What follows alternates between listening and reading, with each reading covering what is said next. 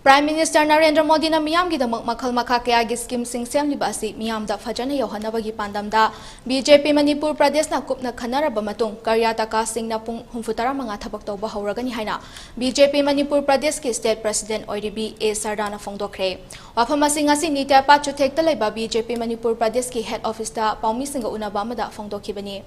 Paugi mifam aduda Vice President Oiriba and Nimbus yauna maru oiba General Secretary singna paugi mifam adubu sarugyaki Paumi singa unaba aduda A Sardana hai BJP government asna center da pairakpa chahi nipan sukhibaga loinana BJP Manipur Pradesh ki maru oiba pandam asi miyam gi seba tawba awana tarba kaya bu hakthengnani yengsenba amadi afaba lengak ama leinaba hotnaba haibasini haiki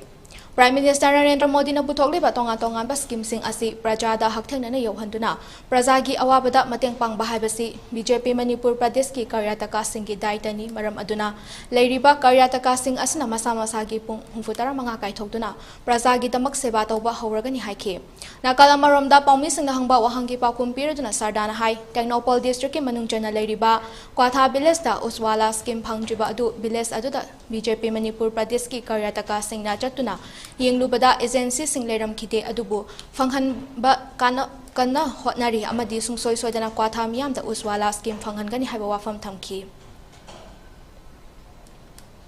I the collection loi lei I election mamang da dugi data loi collection tawre madai du da I housing gi lei har ghar jal gi lei beti bachao beti padhao gi lei gas gi lei each and every scheme gi I gi benefit phangraba singi data adu collection lei ba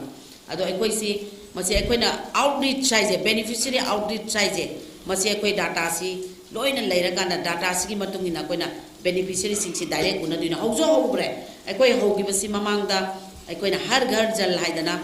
na BJP ki foundation de lakpagi kanda se Bishnupur district ta chatla kanda ising phangba imungda har ghar jal gi